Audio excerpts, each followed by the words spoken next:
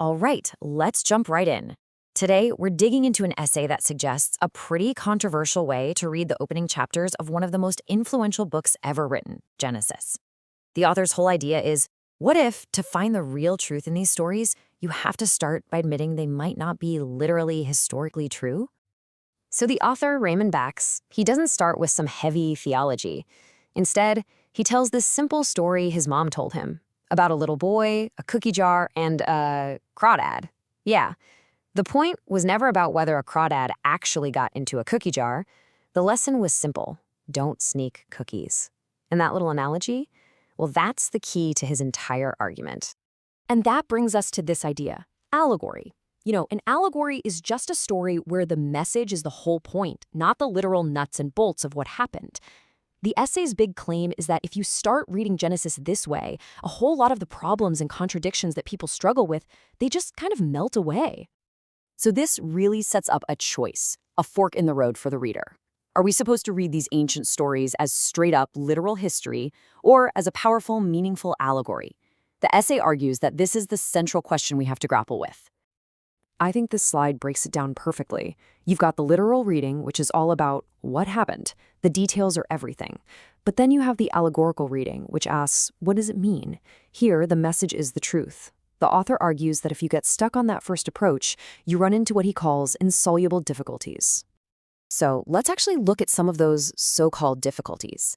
A big chunk of the essay is dedicated to making the case that trying to read the first 11 chapters of Genesis like a history textbook, well, it just doesn't hold up. And he kicks it off with a really simple, direct question. Think about it for a second. In the creation story, who comes first, man or the animals? The answer, as it turns out, really depends on which page you're on. And boom, here's the problem laid bare. In Genesis chapter 1, it's very clear: fish, birds, land animals, then man on the sixth day. But then you turn the page to chapter 2 and the order is flipped. Man is created first, then all the animals are brought to him as potential helpers. The author's point is pretty straightforward. From a historical perspective, both of these accounts can't be literally true. Okay, moving on to the next big example.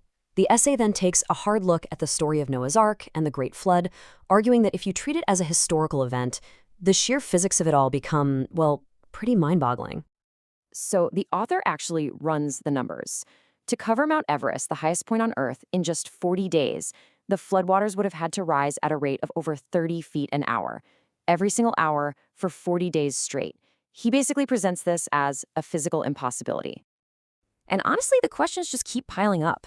Where did enough water to cover the entire planet even come from? And where did it all go? How is a rainbow, a basic property of light and water, suddenly a new thing? And don't even get started on the logistics, like sanitation for thousands of animals on a boat, or what they were all going to eat when every plant on Earth was gone.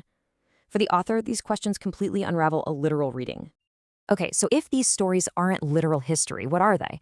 This is the pivot point in the essay. He says just reframe them, see them as allegory. And when you do that, suddenly all those contradictions, they're not problems anymore. They're actually clues pointing to a much deeper meaning. And this quote really gets to the heart of it. The author says we have to separate the medium from the message. The story itself is just the vehicle. It's the cookie jar with the crawdad in it. The real truth, he argues, is the lesson it's trying to teach. So what is that message? Well, according to the essay, the creation story isn't a science lesson about how the world was made in 6 days. It's about these huge theological ideas, that there's one good creator God, that God made everything, that evil in the world comes from human choices, not from God, and that ultimately, God is compassionate. Now, this is where things get really, really provocative, because if you accept this premise, that these foundational stories are allegories, the author claims it starts a kind of domino effect, one that calls into question some of the most central beliefs in traditional Christianity. Let's just walk through his logic here. He says, okay, if the story of Adam and Eve is an allegory, then there was no single historical fall of man. And if there was no historical fall, then the whole concept of an inherited original sin that gets passed down to everyone, well, that starts to crumble. And if there's no original sin, he argues, then the theological need for a redeemer to save humanity from that specific sin becomes a really profound question. So, the ultimate conclusion of the essay is a pretty bold one. It basically suggests that centuries of core religious doctrine are built on what the author sees as a fundamental misunderstanding, mistaking a powerful symbolic story for a literal history report. And that's where the essay leaves us. It's not trying to debunk anything, really. It's just asking a question about how we read. What new truths, what deeper meanings might we find if we learn to separate a story's message from its medium? And that's a question that goes way beyond just this one book, isn't it? It makes you think about all the great stories we tell and how we find meaning in them.